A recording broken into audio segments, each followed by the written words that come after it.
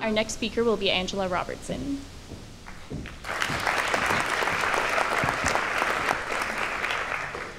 Good to be among friends, comrades, and I see folks laughing at the pics because you see your younger selves.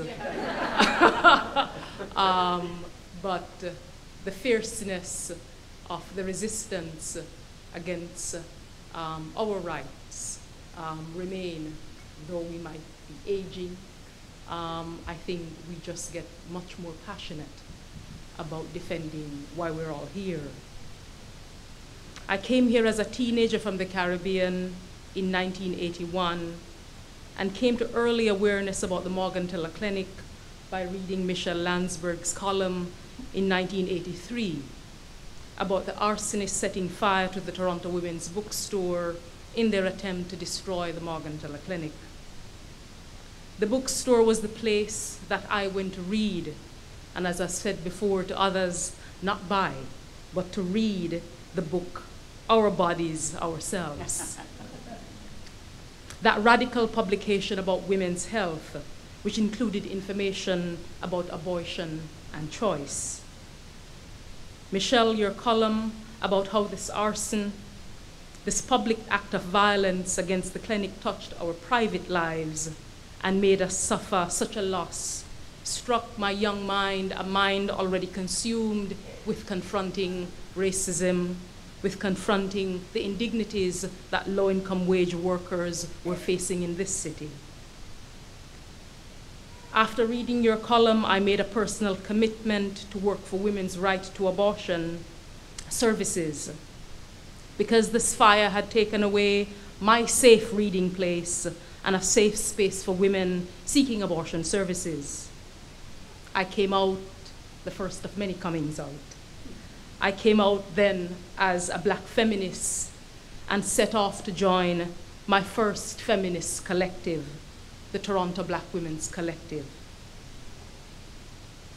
I share this story to begin by saying congratulations and thank you to the many feminist collectives who have been working since then to protect the rights, our rights, women's right to choice, women's right to safe abortion services, and women's victory in that decision 25 years ago when the courts upheld women's right to life, liberty, and security of person under the Charter of Rights and Freedom. Congratulations, our sisters, our brothers.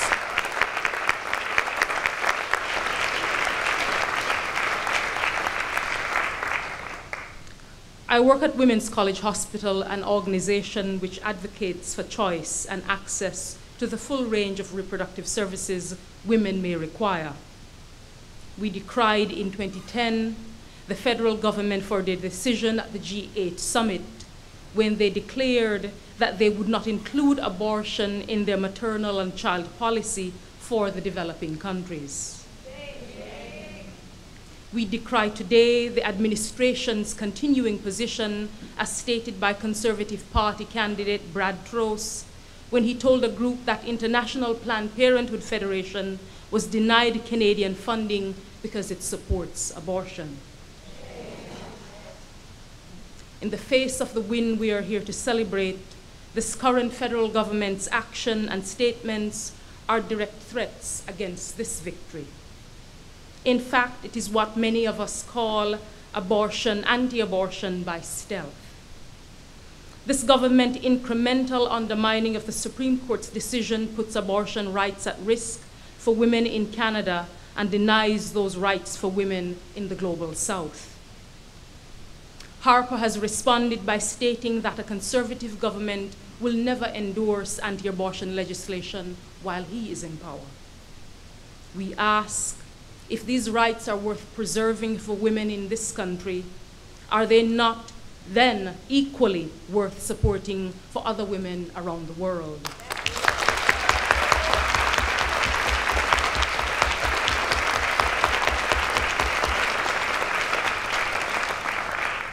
And is it not worth ensuring that organizations working to support women's access to comprehensive maternal health services are funded and supported? Prime Ministers Harper has remarked on the appalling mortality among mothers and children in the third world, his statement. It is important to remind Harper and acknowledge that this lack of access to safe abortion contributes to this appalling mortality. The 2009 United Nations report, Facts on Induced Abortion Worldwide, points out that approximately 70,000 women in the developing world die each year from unsafe abortions, and a further 8 million suffer serious complications. Thank you for taking up the efforts to ensure that that will not continue at the rate that it has. The position of Harper's conservative government on excluding women's right to abortion as part of reproductive health is one that is neither sound in public health terms, nor compassionate and fair in providing full access to health care for women globally. And it creates a chill for us as women here nationally. As we celebrate, it is important to challenge any government and policy that would seek to curtail our reproductive rights here or abroad. Thank you.